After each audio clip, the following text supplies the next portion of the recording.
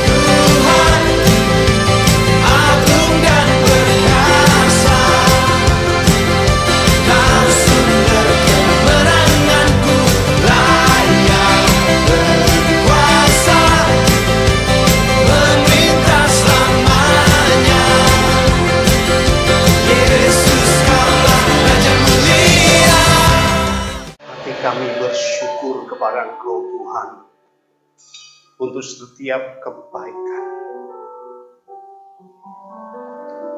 untuk setiap kemurahan-Mu yang Kau limpahkan buat kami, buat anak-anak-Mu saat ini, ya Allah. Kami bersyukur kami boleh berkumpul untuk menghadap hadirat-Mu, mendengar firman-Mu, supaya kami mengerti apa yang menjadi kehendak-Mu untuk setiap kehidupan kami. Tuhan, berfirman-Lah, kami siap mendengar dan kami siap melakukan. Terima kasih Bapa dalam surga, di dalam nama Tuhan Yesus Kristus. Yang percaya katakan amin. Saudara silakan duduk.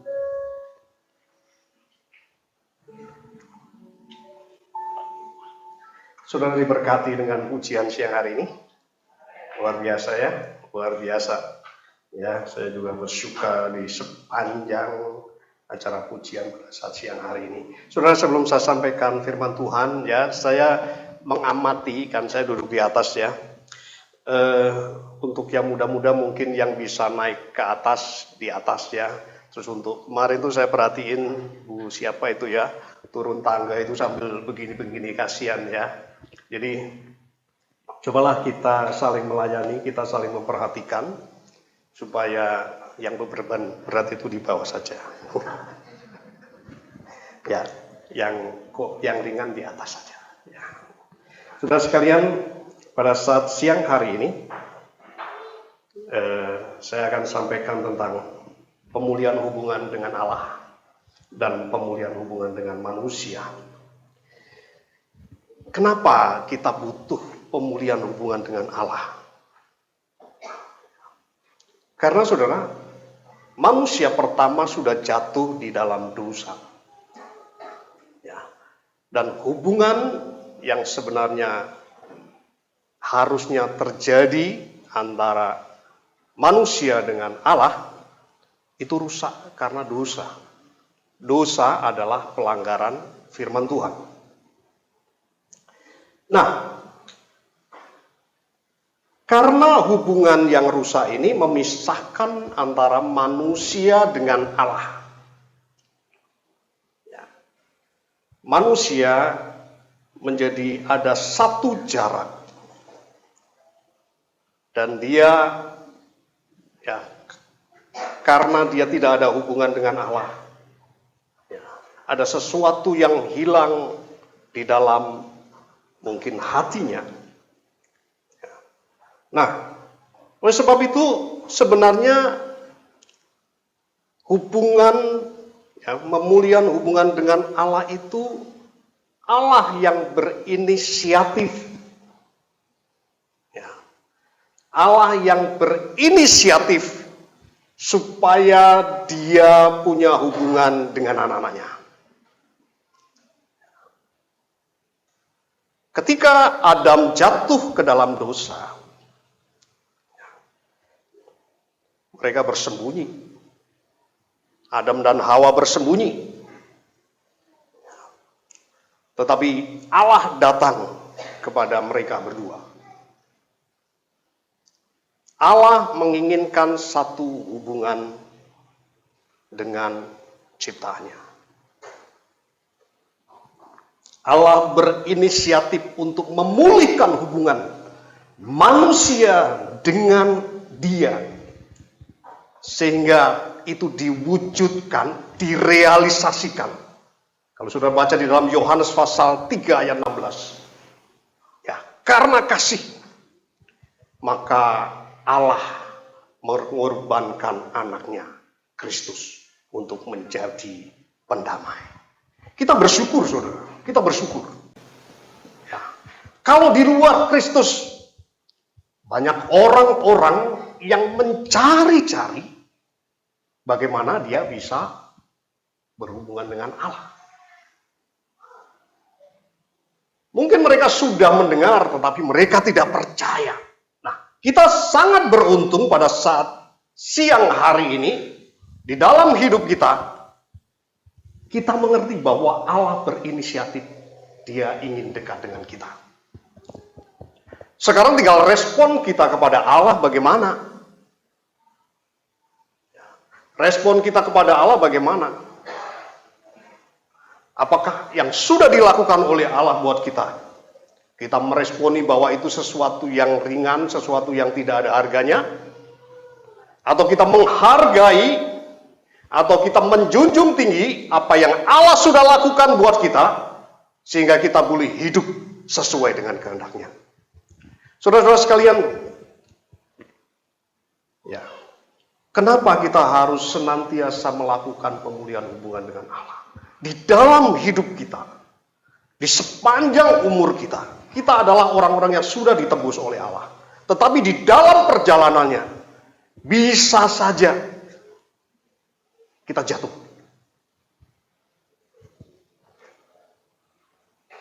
Bisa saja kita tergelincir. Bisa saja kita berbuat dosa. Bisa saja kita melanggar firman Tuhan. Oleh sebab itu,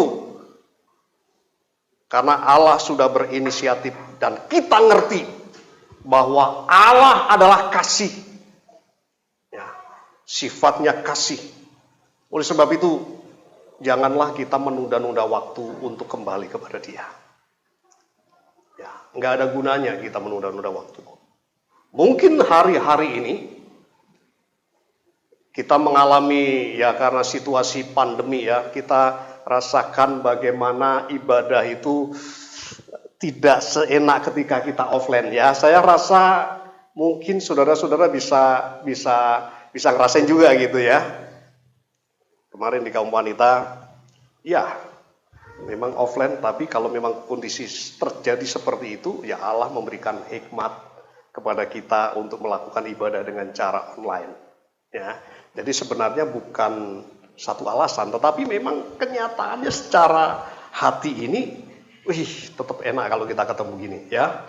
Kita melihat saudara-saudara kita, ya, memuji dengan sukacita, memuji dengan senang hati.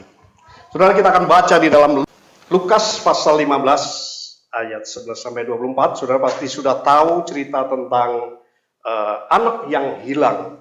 Ya. anak yang hilang. Kita akan baca di dalam ayat 11. Yesus berkata lagi, ada seorang mempunyai 2 anak laki-laki. Kata yang bungsu kepada ayahnya, "Bapak, berikanlah kepadaku bagian harta milik kita yang menjadi hakku." Lalu ayahnya membagi-bagikan harta kekayaan itu di antara mereka.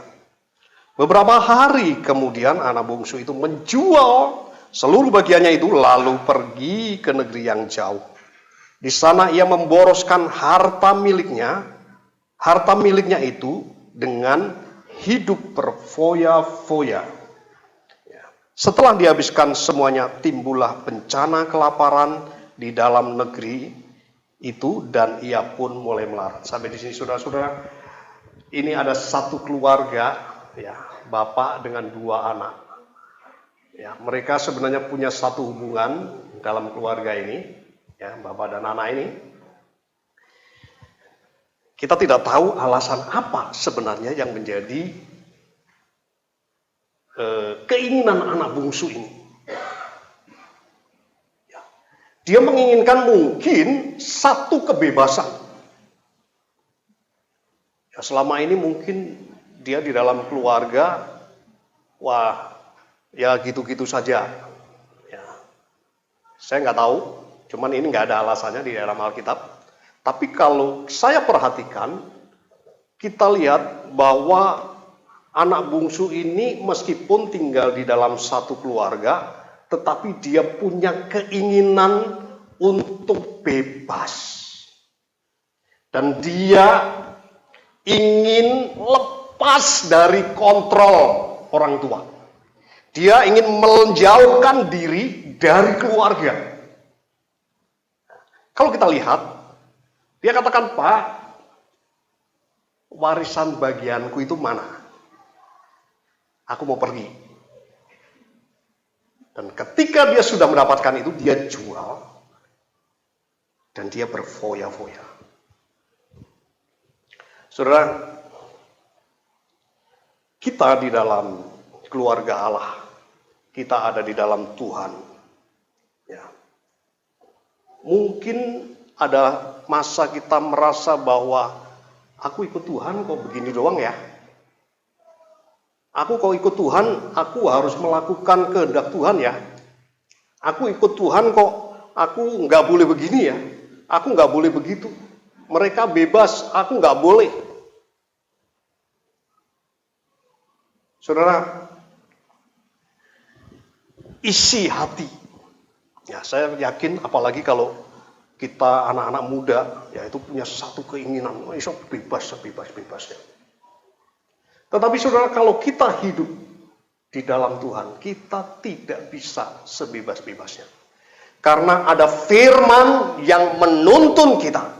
Bukan hidup kita, bukan firman disesuaikan dengan keinginan kita, tetapi keinginan kita yang harus disesuaikan dengan firman Allah. Nah, anak bungsu ini setelah dia pergi jauh, ternyata ada bencana kelaparan. Ya, kalau ayat 12 sampai 16, di mana anak ini mulai menjauhkan diri dari keluarga. Ya. Dia sudah hidup bebas. Mungkin dia merasa saya duit banyak, teman banyak,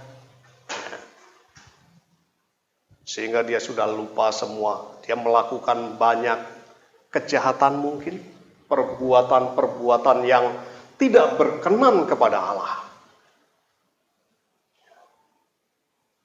Tapi saudara, saya tidak fokus ke anak bungsu ini. Tetapi saya fokus kepada bapaknya ini. Gitu, ya.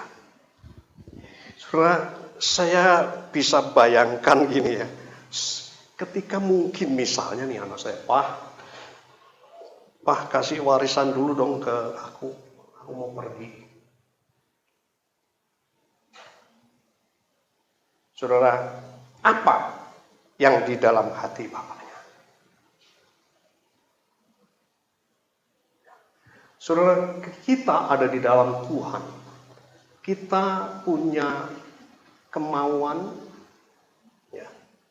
kita punya keinginan, Allah memberikan kebebasan buat kita. Allah sudah sampaikan, firman Tuhan sampaikan seringkali bahwa kalian harus gini, tidak boleh begini, tidak boleh itu. Tinggal sekarang kita bisa nggak menyesuaikan dengan ketentuan-ketentuan firman Allah. Anak bungsu menjauhkan diri dari bapaknya. Tapi bapaknya sepanjang dia tinggalkan, bapaknya menunggu.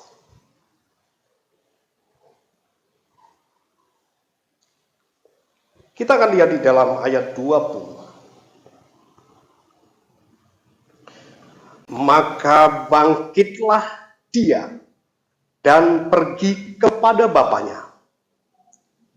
Ketika ia masih jauh, ayahnya telah melihatnya, lalu tergeraklah hatinya oleh belas kasihan.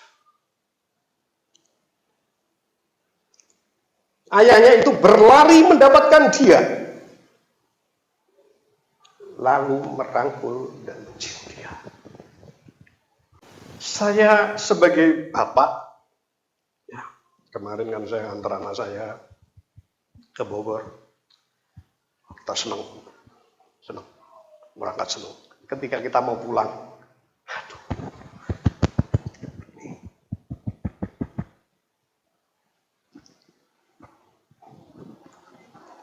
saya nggak bisa ngomong. Cuman ke Bogor, saudara, saya pulang nangis. Bapak ini,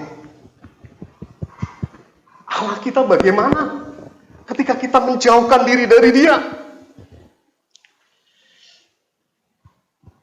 Aku sudah tebus engkau, aku sudah bebaskan engkau dari dosa. Kok bisa-bisanya kamu gak akan kembali kepada dosa? Kita lihat di dalam ayat 20, bapaknya dari jauh, dia sudah melihat bahwa itu anaknya. Saudara, saya nggak tahu ketika setelah anak ini jauh dari orang tua, kemudian dia mengalami kelaparan, ya bahkan kalau kita lihat dia makan makanan yang harusnya untuk babi, dia makan. Tetapi bapaknya itu melihat dia, orang pangling. Apa pangling? Ora lali, modele ora lali. Meskipun mungkin bentuknya sudah berubah, wajahnya sudah berubah, tetapi dia tidak lupa bahwa itu anaknya.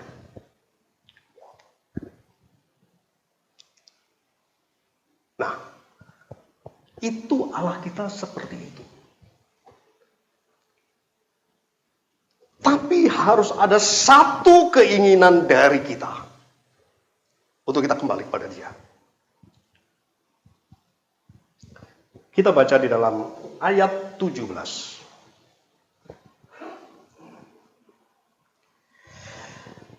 Lalu ia menyadari keadaannya, katanya, betapa banyaknya orang upahan Bapakku yang berlimpah-limpah makanannya, tetapi aku di sini mati kelaparan.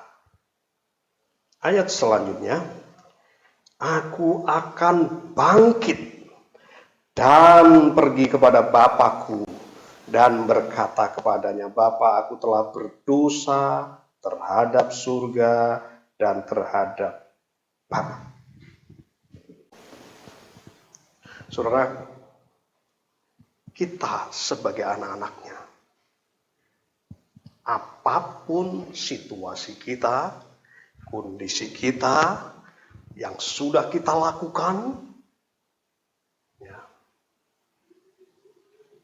kalau kita mau kembali kepada Allah, itu harus ada satu tindakan, bukan cuman keinginan.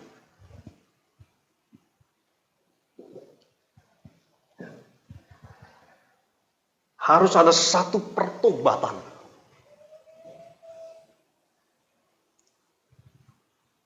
harus menyadari keadaannya.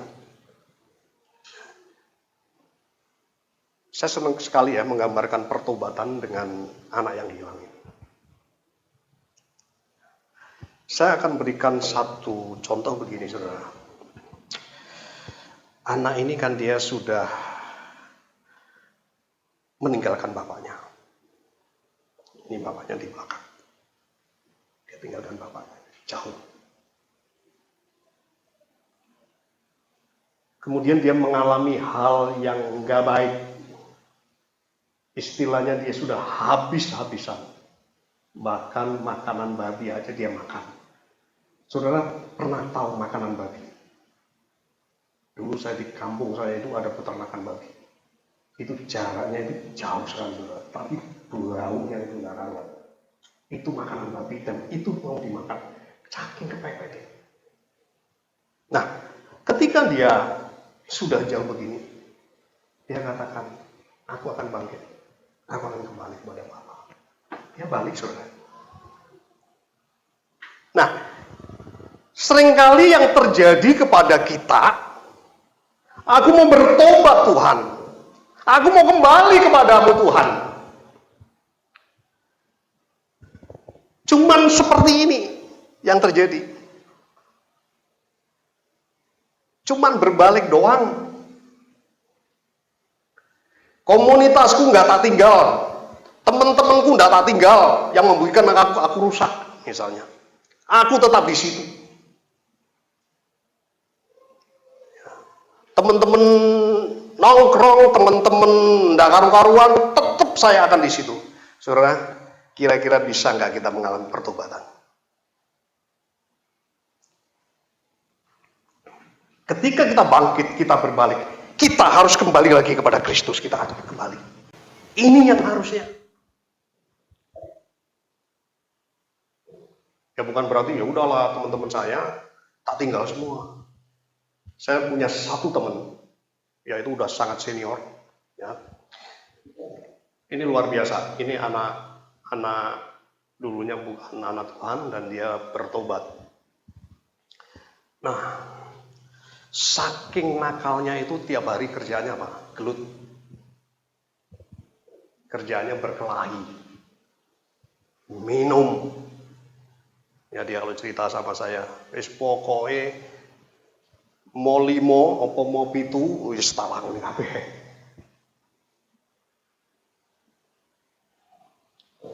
Saudara, yang baiknya dari orang ini, ketika dia bertobat, dia datang kepada Kristus. Dia tinggalkan teman-temannya. Saya bilang, Mas, teman-teman sampean, iya kadang-kadang boleh aku. Cuman aku bilang, udah deh, aku tak hindarin. Akhirnya, dia nggak ada teman. Saya bilang, ya rasanya itu sepi kadang-kadang. Ya, yang biasanya sekarang ngumpul-ngumpul, yang biasanya sekarang nongkrong-nongkrong, ya. Itu ada yang hilang kan? Itu kan kebiasaan yang harus dibuang. Dan sampai sekarang, saudara, ya, dia usianya mungkin seusia kakak saya, Mika itu. Tapi dia dekat dengan saya. Sampai sekarang dia setia. Dan dia tinggalkan semua. Itu teman-temanku dulu. Ya. Dia kalau cerita, waduh deh, tiap hari itu kerjaanku mendem. Mendem itu bukan ngeduk tanah terus mendem, bukan. Mendem minum itu, saudara. Ya, minum. Itu orang-orang gila itu kalau sama saya, tak cekal, tak masukin ke got semua. Dia kalau cerita begitu. Tapi luar biasa, dia mau tinggalkan semuanya dan mengiring kepada Tuhan. Saudara, kita tidak cukup ketika kita mau kembali kepada Tuhan. Tuhan, aku pingin kembali. Enggak.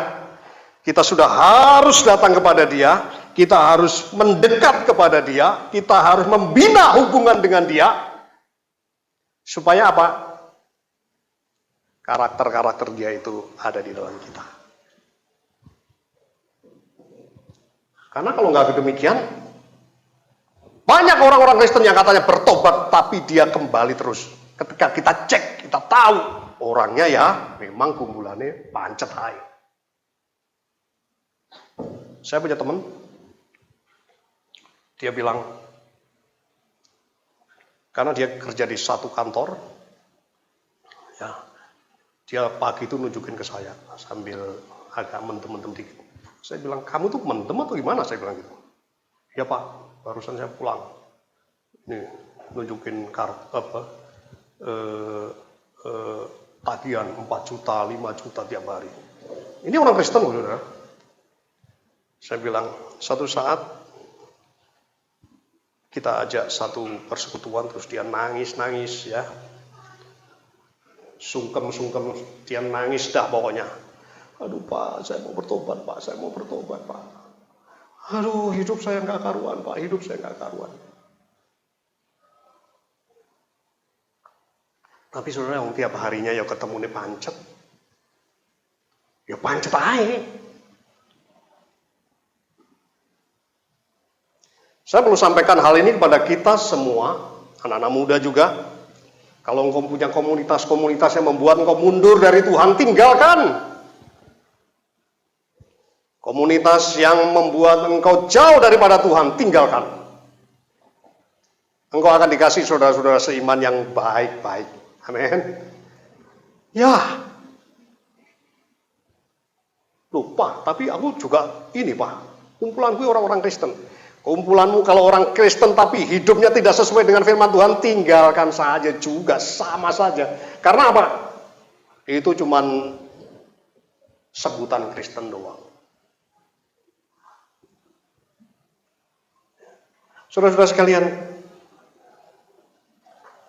pernah dulu kan saya juga muda kan gitu. Sekarang aja tambah umur. Nggak tambah umur mau gimana? Ya tambah umur. Saya dulu punya teman itu 7 orang, yang kita itu setia dalam pelayanan. Setia dalam pelayanan. Bahkan kaum wanita pun kita ikut. 7 orang saudara. Kaum wanita kita ikut. Wah banget nih, luar biasa. Setianya mas ya, bukan kebangetan ini ya. Ikut kita. Tapi begitu kita terpisah, ya dari 7 orang teman saya, yang bertahan 4, sekarang jadi hamba Tuhan. Yang lainnya hilang. Ternyata setelah kita lihat, oh ternyata dia di sana hidupnya kumpulannya gini. Ternyata di sana hidupnya kumpulannya gini. Saudara-saudara sekalian, harus ada kemauan dari diri kita untuk kita memperbaharui hubungan dengan Tuhan. Ya, anak ini katakan, aku sudah berdosa kepada Bapa. Aku kembali. Ya. Bahkan orang tua bapaknya ini, dia dengan senang hati.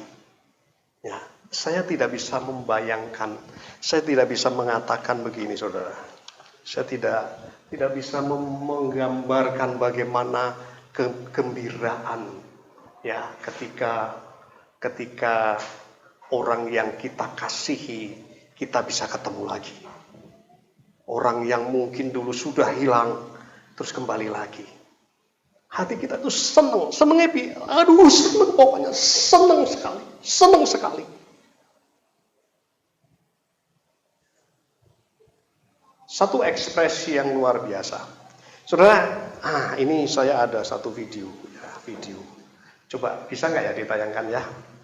Jadi bagaimana seorang ibu ini, dia pisah dengan anaknya, kemudian dia ketemu lagi. Ya, ada suaranya. Dipercepat saja, nggak apa-apa. Ini tinggal 4 menit nih, terlalu lama.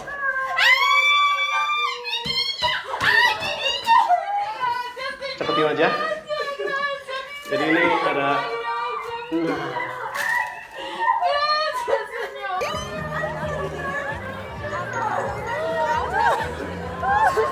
saudara ngerti ekspresinya saudara?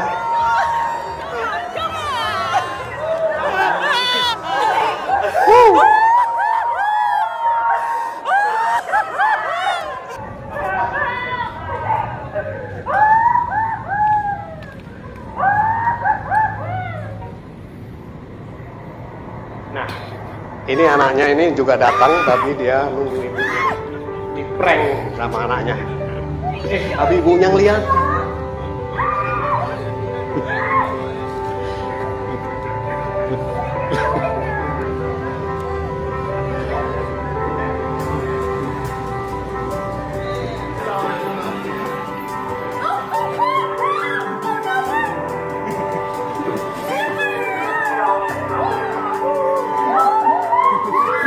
Ya, cukup ya. Coba silakan matikan. Saudara, saya melihat ayat 20 ini.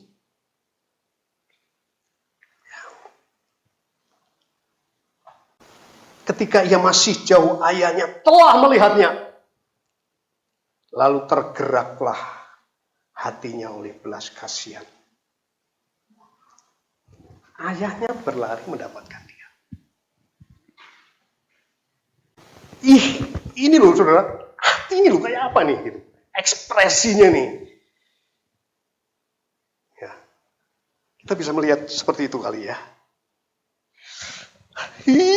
Anakku nih. Saudara, ketika kita datang kepada Tuhan, kita mau memperbaharui hidup kita. Kita mau bertobat. Kita mau melakukan pemulihan. Hati Bapak kita itu bergairah seperti itu. Luar biasa.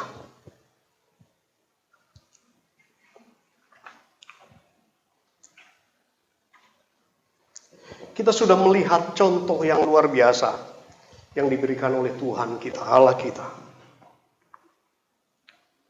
Bagaimana ketika orang yang berdosa, orang yang hilang, orang yang menjauhkan diri datang kepada dia. Dia dengan sukacita menyambut dia.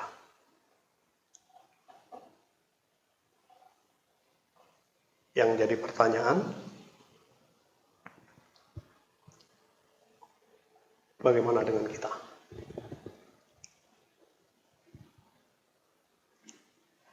Apa yang mendasari Bapak itu? Tahu persis bahwa itu anaknya. Kasih Allah adalah dasar pemulihan hubungan.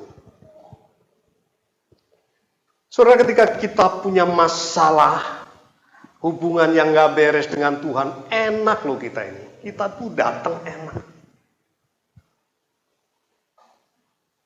Kita bisa datang dengan dia. Ya. Tapi kalau saya katakan enak ya, kita punya Bapak yang penuh kasih. Tapi saudara, kita nggak boleh main-main.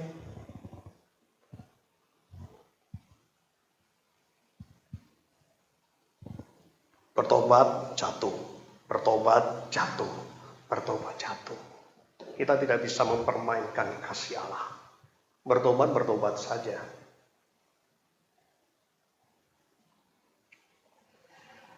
Saudara, yang seringkali jadi masalah, kalau kita lihat cerita selanjutnya adalah anak sulung. Ya. Anak sulung. Kita ada di dalam keluarga Allah, kita punya teman, kita punya sahabat, kita punya rekan-rekan yang baik, kita punya hubungan ya, mungkin dengan di kantor, di tetangga kiri kanan dan sebagainya.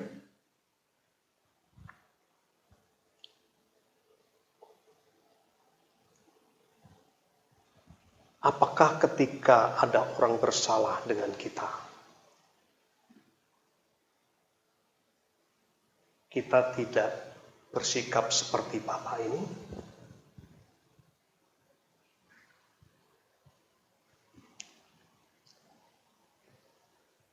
Di dalam hubungan keluarga, kadang-kadang lebih sulit, saudara.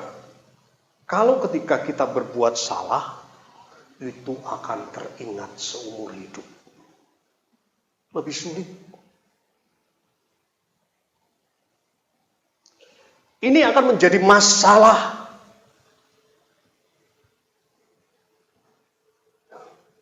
Aku sih bisa mengampuni engkau.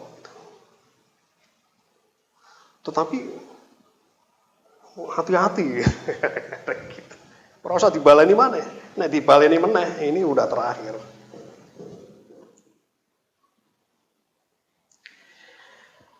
Seperti saya katakan tadi bahwa kasih Allah menjadi dasar pemulihan.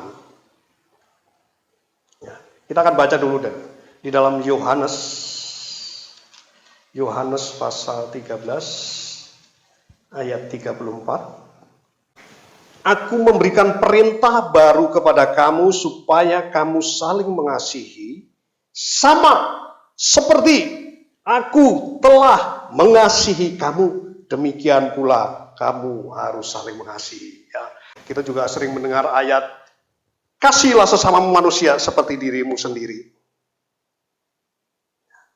Tetapi saudara, ini lebih lagi. Dasarnya ini. Orang ketika kita membina hubungan, ya kan bisa saja kesandung, ya tabrakan, kontok-kontokan, bisa saja loh saudara, bisa.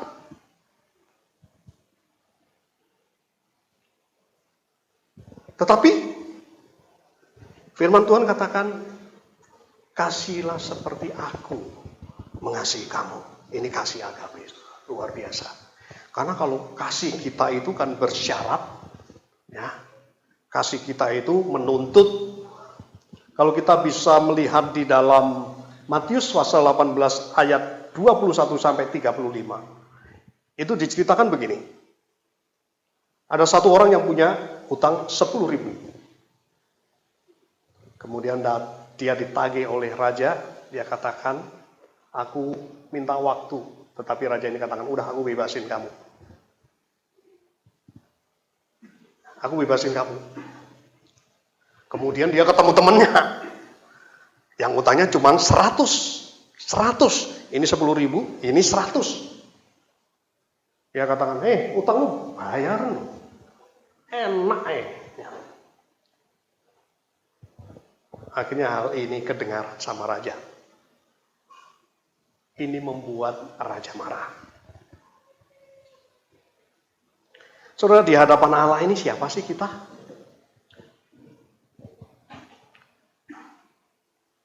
Dosa kita sudah ditebus. Hidup kita sudah dibaharui.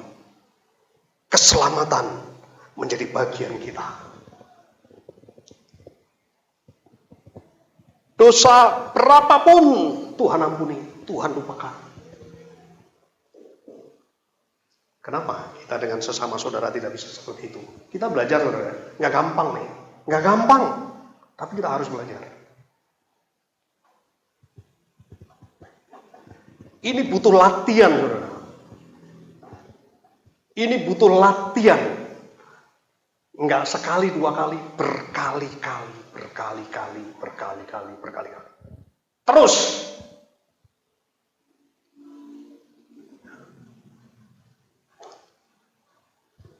Kadang-kadang kita membatasi diri kita. Ya kesabaran ada batasnya, betul. Kadang-kadang memang begitu, saudara. Ya. Tetapi kita harus belajar.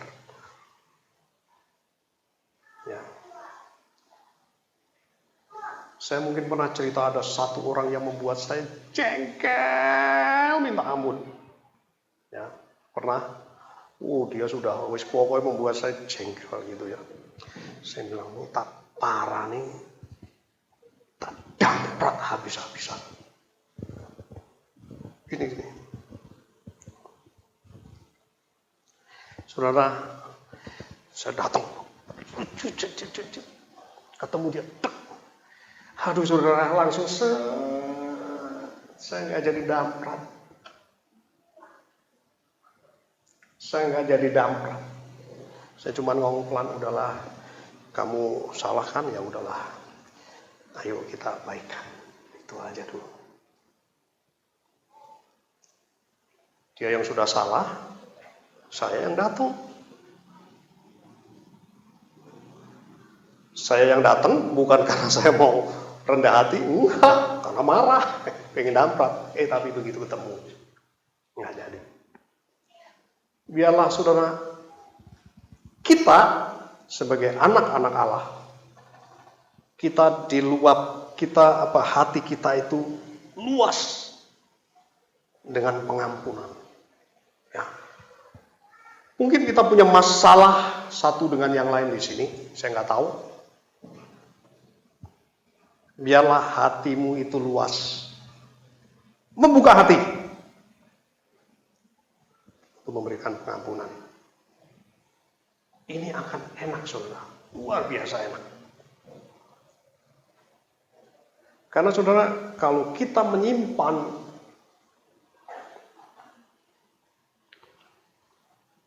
sakit hati, menyimpan dendam, menyimpan iri hati dan sebagainya, membuat hidup kita itu tidak enak. Gak enak. Yang kita iriin tenang-tenang, ya. Yang kita dendamin mereka tenang-tenang saja, kita yang sakit sendiri. Biarlah kita penuh dengan kasih seperti Bapa kita di surga. Om Budi nggak pernah marah. Pernah.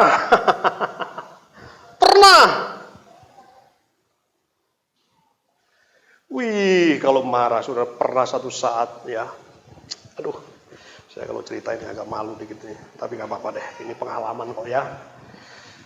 Sama rekanan saya, dan dia usianya sudah di atas saya. Dia itu sudah buat komitmen tertulis dengan saya tentang pekerjaan dengan kantor. Tapi dengan gampangnya dia katakan, Mas, sorry, saya nggak jadi ngikut. Loh, padahal kita sudah sepakat, sudah tanda tangan semua, kok tiba-tiba nggak ikut? Loh, kenapa nggak ikut? Nggak, pokoknya saya nggak ngikut. Padahal perjanjian itu sudah harusnya jalan 2 hari lalu. Nah, kira-kira begitu, saudara. Kalau dia nggak ngikut, terus kemudian komitmen saya dengan klien bagaimana? Dia bilang, tolonglah. Aku bilang, kamu usahain. Kamu kan sudah tanda tangan.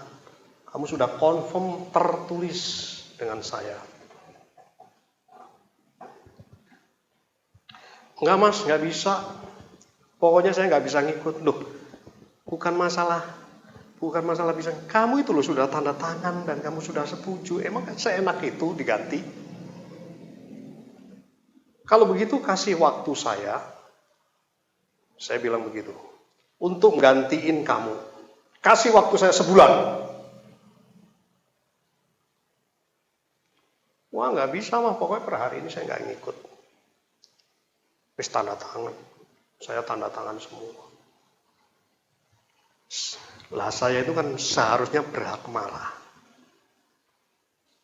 Gitu. Saya bilang, saya minta waktu sebulan dong, saya untuk cariin ganti kamu. Dia tetap begitu. Hak saya pakai, saudara. Saudara, ini usia udah senior di atas saya. Saya katakan, kamu tuh berapa lama sih bekerja seperti ini? Ya, dia di atas saya, saudara. Mungkin waktu itu saya 40, dia sudah 50-an. Kamu tuh gimana sih? Bertahun-tahun kamu kerja begini, kok enak banget kamu membatalkan perjanjian. Saya keluar kata-kata yang kasar ke dia. Kamu tuh bodoh sekali.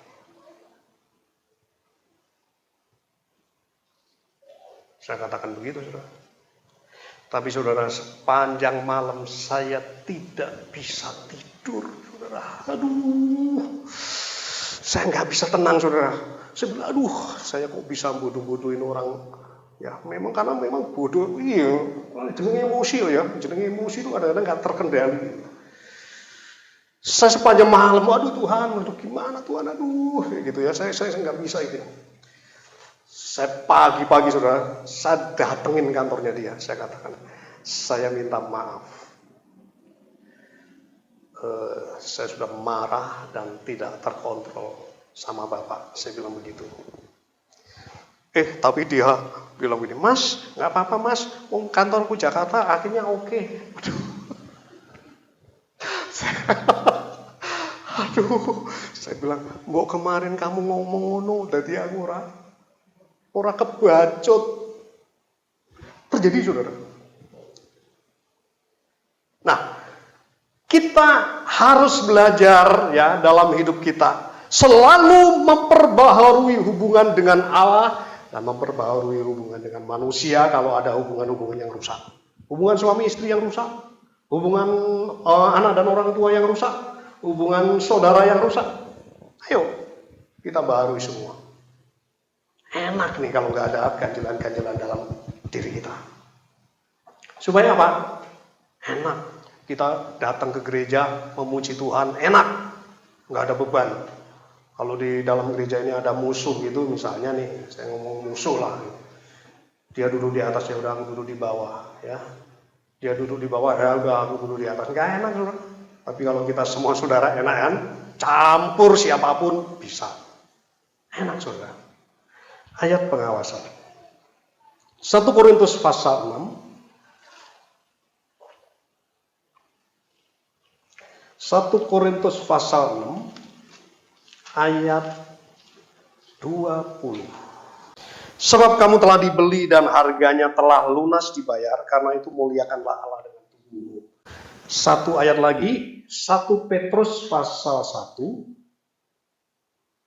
1 Petrus pasal 1 ayat 18 dan 19.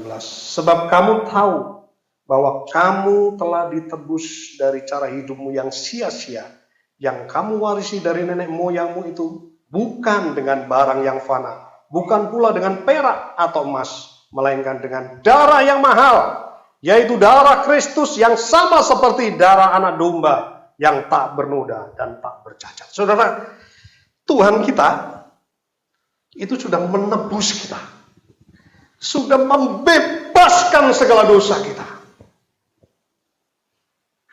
Bahkan satu ayat katakan, aku melupakan sejauh timur dari barat. Saudara, kalau pada saat siang hari ini, saya perlu sampaikan, kalau ada masalah hubungan dengan Tuhan, saudara, gampang. Bertobat. Kalau ada masalah dengan sesamamu, siang hari ini sebelum kau keluar dari pintu itu, selesaikan. Supaya enak hidup kita. Tapi kalau nggak ada masalah, puji Tuhan. Ya, puji Tuhan berarti gereja kita sehat. Kan gitu. Puji Tuhan. Biarlah kasih Allah itu senantiasa melingkupi kita. Sehingga kita bisa belajar dari Bapa kita yang penuh dengan kemurahan. Untuk saling membangun satu dengan yang lain. Untuk saling mendorong satu dengan yang lain. Amin, saudara. Saya kira firman Tuhan cukup sekian. Itu boleh imam siang sebelah kami. Dan saat ini kami berterima kasih Tuhan untuk waktu, kesehatan, bahkan berkat-Mu yang selalu melimpah dalam kehidupan kami. Dan sebentar kami tidak berpisah pulang, tapi Engkau selalu menyertai kami. Engkau yang memberkati setiap kami. Maka saat ini kami mengangkat tangan kami. Kami bersyukur Engkau turun tangan dan memegang setiap tangan anak-Mu. Maka sekarang saya coba kasih Tuhan pulanglah dan terimalah berkat, terimalah kasih, terimalah sukacita, terimalah damai sejahtera daripada Allah Bapa di dalam cinta kasihnya Tuhan Yesus Kristus serta dalam persekutuan Roh yang Kudus yang senantiasa memelihara, menjaga, menuntun, meluputkan dari segala mara bahaya, bahkan memberkati dalam kehidupan mulai saat ini sampai Maranatha Tuhan Yesus datang kedua kali ini. Bila kita menerima semua berkat ini hanya di dalam nama Tuhan Yesus Kristus dan biar kita semua yang percaya dapat katakan amin. Tak terbaik